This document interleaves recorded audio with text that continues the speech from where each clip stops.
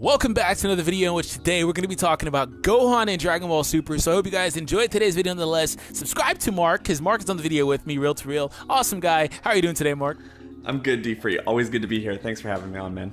Of course, man. You're like my Robin, bro. Do I get the little Speedo and everything? Yeah. Nah, I don't. We ain't with all that funny stuff, bro. I'm sorry.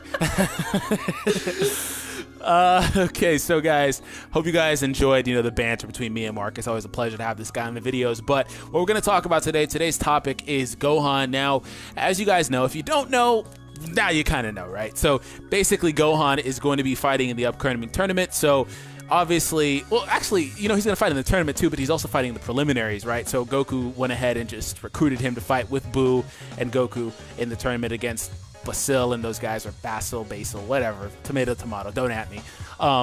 From there, right?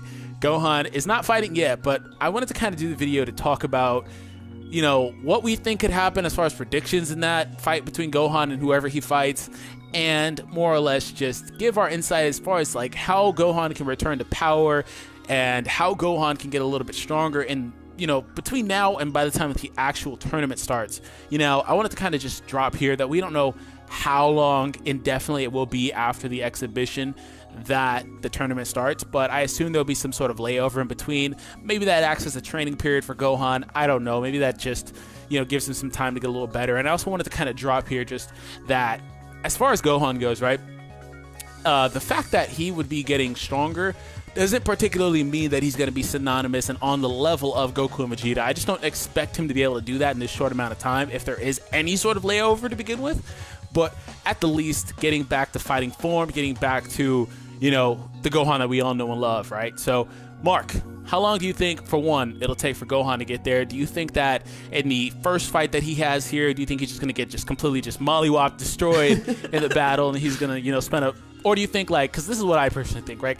I think Gohan's going to take a massive L, and after that, he's going to come back in his next fight and be a lot better, or he's going to be getting beat down and then towards the end of it, make a clutch comeback. So what do you think will happen?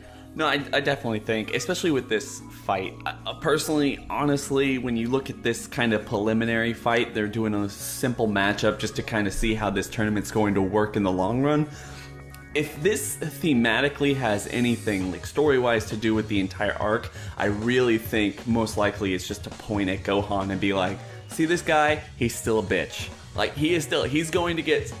he's gonna get steamrolled. I feel like that's the whole point. If there is one character in this lineup that we see from Universe 7 that can pull like a dark tournament style, I'm gonna get better as I go through all of this. I mean, obviously Gohan or Goku and Vegeta are definitely going to become better and better and better as they go, but Gohan will play a Trunks role in this upcoming arc to be the one who gets better and better and better and learning from all this stuff, getting his fight sense back and everything that we've seen. I personally feel like this is just to kind of wake him up, really, because he knows the stakes, he knows like what's going to happen, and he might think that he's strong enough, but this is going to be a really easy reminder that he isn't ready for this. And if he doesn't bring his A game, the thing he's been promising us for the entirety of all Dragon Ball Super, then his universe can potentially be killed. Videl, Pan, Chi-Chi, Goten, Goku, everybody. If he doesn't do what he's supposed to do, you're putting him on that level the same way they put him on that level with the whole Cell games. And this could be an amazing comeback for Gohan if they do it well. Definitely. I feel like they have spent so much of Super just jerking Gohan around like, okay, I'm going to train a little bit, and then we don't know if he stops training, but it damn sure doesn't seem like he continues training, between then and whenever he was, initially trying to train prior to that previous tournament. And then from there, the whole future Trunks stuff happens. He's like, man, I need to, I'm sorry that Trunks didn't let me know what was going on. I need to start training again.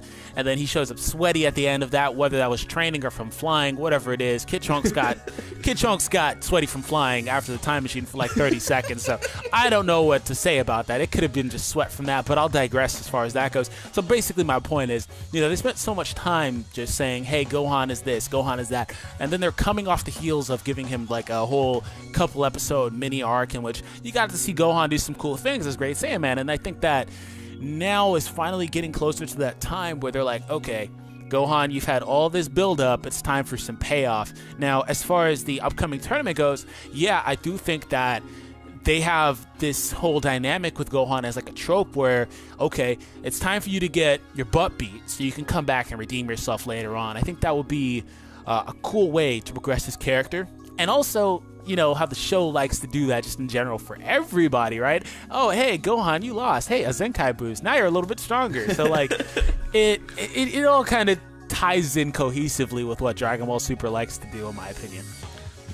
Well, you know, one thing they could do, which is something they did throughout all of Dragon Ball Z, you know, like little bits and pieces here and there, is if they're gonna give Gohan that like little, you know, now's the time to like literally like nut up or shut up and everything, give him that moment where he's on the ground, beaten down, and then just everything passes through his eyes. You know, everything we've seen from this, like him getting destroyed by Frieza, him getting destroyed by Beerus, and all these other people, you know, especially like the Beerus and Frieza thing, because, you know, when Beerus was fighting him and he couldn't do anything to stop Beerus, that's when Videl was like, I'm pregnant, and he had something to fight for, and yet he couldn't do shit. And then when Frieza was basically destroying him, he had something to fight for because his wife and his child were, you know, they got killed at the end of it. It's like, give him that push where I was never there to help anyone. You know, I wasn't there to I couldn't beat Frieza. I couldn't help Future Trunks. I couldn't do any of this stuff. I kind of slept on all of this, and I just hate myself for it. I hate the fact that I'm useless, and I know I'm not. So it would be interesting just to kind of give like us that little recap of everything that we've seen thus far in Super, where Gohan has just been, you know, punched into the ground by the creators of the show and just like whatever they're doing with the story wise, and have him have that emotional breakdown, that rage moment. Because let's be honest, I think Future Trunks really kind of solidifies this. The half Saiyans have rage moments. You know, Goku and Vegeta have constant training and building up and building up and building up, but the half Saiyans literally have a Super Saiyan rage mode, and they can achieve faster than Goku and Vegeta can, both what we've seen in the show and what Vegeta has kind of stated in his own light. So honestly, this is something that we want to see going into this, is just the fact that we want Gohan to have a awesome I'm going to kill everyone moment. This is just absolutely ridiculous. If I don't stand up now, we're all gonna die. And personally, like, if I can say, and I know I'm like, give me a little bit more time on this, I feel like if anyone who's seen the Dark Tournament, I want that to happen. I want, for whatever reason, Future Zeno or someone to screw with Universe 7 for whatever reason and put them like in a back-to-back fight between two other universes, and Gohan to be the only one on the freaking team that could actually fight at that point, and he has to step up or they're gonna lose. That would be really cool, and it would actually lead to a lot of emotional payoff as far as Gohan is concerned. And I do think that, you know, you touched a good point with Trunks, because Trunks basically epitomizes everything that Gohan could be, right? Like, Gohan was always said to be a character that had so much immense potential, and Goku, even in the latest episode, said, hey, I know better than anybody else. You have this, so you can do this. And I do think that, you know, we could be basically leading towards something like that. I mean, people have talked about the possibility of like a really dark outcome as far as Gohan's concerned, where, like, you know, he needs something to really push him over the edge, and that could be one of his family members, his child, whatever it is, something happening to them could be the reason that happens. And I don't really know if that's particularly what'll happen, but I do think that at least having the weight of the universe on his shoulders, you know, could be something like that, as far as, because, you know, it's a little bit different than saying, okay, I'm just gonna outwardly take your daughter, which we kind of saw a little bit in the Great Saiyaman stuff with Barry Khan taking Pan, and Gohan was like, yeah, I'm gonna go get my daughter,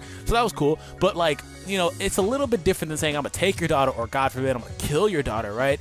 It's like, okay, I'm going to literally destroy everything you know and you love if you don't win this. So, like, Gohan's gonna have no choice but to push himself there, because it kind of was like, you know, he didn't even want to participate even among that. He was just like, man, this is kind of like, wow, I don't know what's going on. How do I handle this? I can't fight anymore. So I do expect something to come from him. I do think that as far as Trunks goes, it is a little bit fallacious, as far as he got, like, incredibly powerful. I'm not really going to jump into that.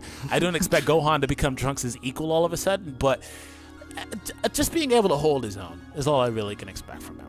Mm-hmm. No, I really hope that that's what we get from this, just going into this arc, is Gohan needs to be able to stand up with Goku and Vegeta, because honestly, no one else on that team can even remotely come close. No one has the potential to grow that much, or unless they just completely throw a wrench in everything and just show everyone getting stronger for no reason, even though, I mean, there's indication that they could, but like getting that much stronger, you know, other than Gohan, no one can actually get to that level, and they're going to need someone who can actually get to that level. Correct. Yeah, that's the way I feel about it. So, any other closing sentiments here, man, before we get up out of here? No, other than the fact that, like I said, I really want someone to, whether it's Future Zeno or the Grand Priest or someone, to just completely screw with Universe 7 for whatever reason. Like, I would love to see a back-to-back fight for Universe 7 just because they're dicking them around and putting more weight. Like, that would be such an emotional thing to put a lot of weight on Gohan or other characters in general that don't deserve the spotlight. Like, if Vegeta and Goku were just out of the fight for whatever reason for that particular round and they couldn't carry the team, that would be pretty intense. Yeah, I would force Gohan to fight, and it would force some other guys to fight. Son Goku, this is for all of your insolence with referring to Zeno as Zenchan. Now you guys have to fight 5 consecutive fights. Just totally destroy the whole team. Oh, God, that'd be lit. Anyways, guys, thank you for tuning in to today's video. Nonetheless, it's totally a pleasure to have you guys just sit here and listen to us talk about this type of thing. Let us know in the comment section what you think could happen as far as predictions for Gohan's upcoming fight. Do you think he'll win? Do you think he'll lose? Do you think he'll just get completely just wrecked in the fight, or will he make a comeback? Whatever happens. And then from there, what you think will happen as far as Gohan. Will he get some sort of emotional payoff? Will he reach a Zenkai? How will Gohan become more relevant throughout the duration of the tournament? But as always, as I said in the beginning of the video, check out Mark, aka Real to Real. Link is in the description. You should see a little thingy pop up on the screen somewhere right about now, or you can click on it and go directly to his channel. Really awesome guy, as you could tell, and you know, he deserves your subscription. So, thank you. Oh, my neck! I got a torque in my neck, or a kink in my neck, right when I was saying that. Anyways, guys, thank you for tuning in. We'll catch you guys later. Peace.